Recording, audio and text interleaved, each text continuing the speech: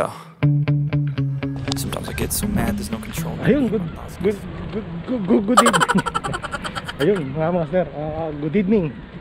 So ang oras natin ay 7:13. So night ride tayo ngayon. Hindi ko alam kung saan ako aabot, kasi baka masobrahan naman ako dahil kanina nag-walk na ako, nag-weight training na. Kabilin-bilinan pa naman sa amin ng kinesiologist ko, bigyan ng time ang katawan ng pahinga o recovery. Kailangan talaga yung recovery.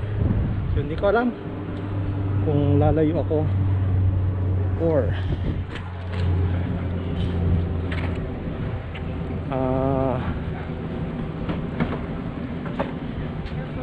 mag-ano lang.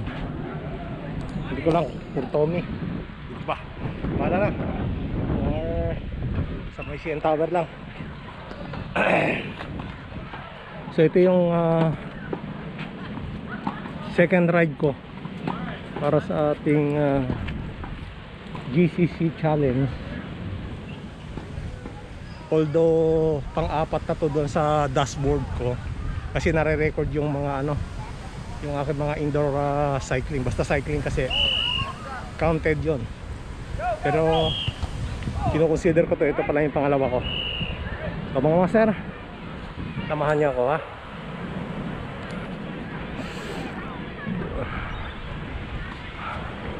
Okay, let's go mga master. Tingnan nyo yung araw mga master, bilog na bilog. Palubog na. So hindi ko alam kung dediretso ako mamaya ng Tome. Pagka madilim na, hindi na muna siguro ako dediretso, or kung magkakat-ride ako rito, ito yung Bidaw Sige Park. Pero kung magkakating trip ako, dyan lang ako sa CN Tower, tapos balik na,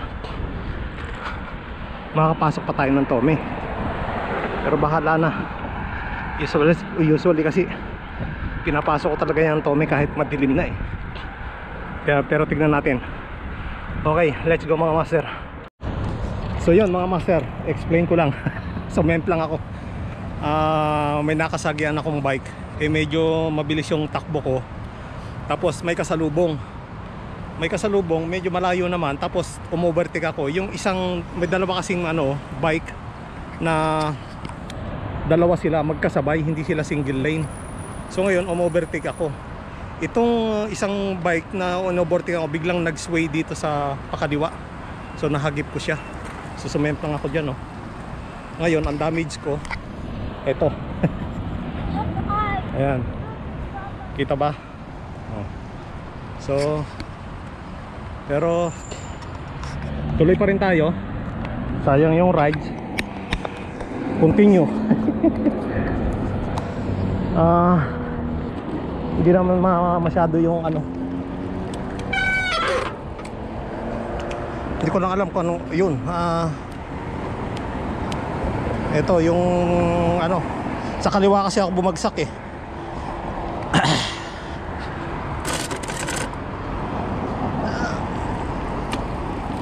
Ang ganda na ng takbuhan ko. Biglang ewan ko. Ayun nagasgas yung ating bagong handle, yung grip. Ay. Ay.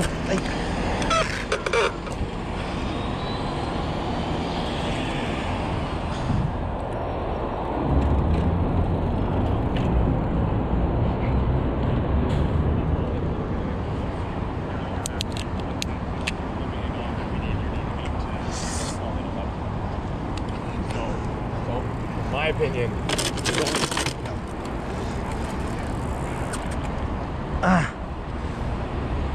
Mamaya ko to iindahin. Let's go. Saan tayo aabot?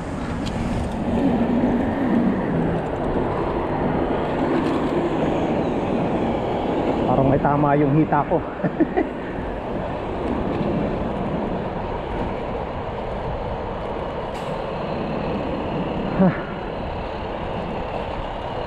Sibak ang siko.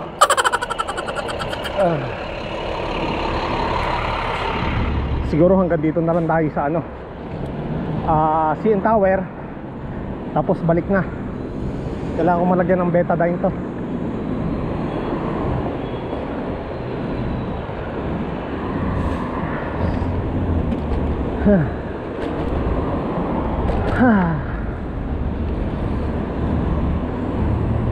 Hindi na lang tayo na ano hindi na tayo nakipag-away pa. Disgrasya yun eh.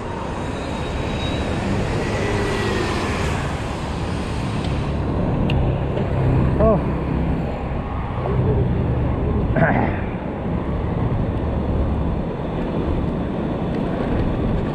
CN Tower na lang tayo. Alright, mamaya ulit mga master. Mga master, hanggang dito na lang tayo sa CN Tower. Wala oh, sibak talaga eh. Ewan ko lang tong jersey ko kung may tama. Pag ganun yung bagsak ko eh, naka patihaya, may patagilid. Yan ang patihaya, patagilid. Kasi gumanon ako eh, bumangking. Lang ya. Yung kabanggaan ko, wala siyang kagalos-galos. Hindi naman siya tumumba eh. Ako yung tumumba. Kasi nasagi ko yung manibela niya eh. Yung pag-overtake ko sa kanya, bigla siyang kumaliwa. Walang yan. Pero kung hindi siya kumaliwa nun at nag-steady lang siya doon sa line niya, sa lane niya, hindi ko siya madadali. Lang yan oh. Talsik pati yung cellphone ko eh. Yung hita ko medyo may masakit, pero nabugbog lang siguro to.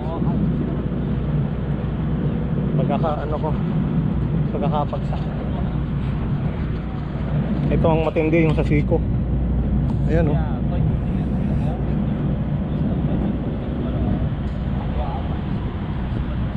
Alright, balik na ako mga master. Kailangan kong ano ito, lagyan ng betadine. Alright, let's go mga master. Balik na tayo oh. Ayun mga master, nakauwi na ako. So ang oras ay 9:11. So maliligo na ako nito para malagyan ko ng betadine itong aking sugat. Gas-gas si biker. Tapos medyo parang may ano yung hita ko, yung muscle. Tinamaan yung muscle ng hita ko. Kaya tong ride na to cut short. Hindi ko alam kung wala talagang magpapahinga ako nito dahil ayaw. Pag ito pinagpawisan, siguradong mahapdi. So medyo pagaling-galingin ko muna. Siguro pwede yung lakad-lakad lang, pero pakiramdam ko muna tang hita ko, yung muscle ko dito sa hita. At medyo ramdam kong tinamaan.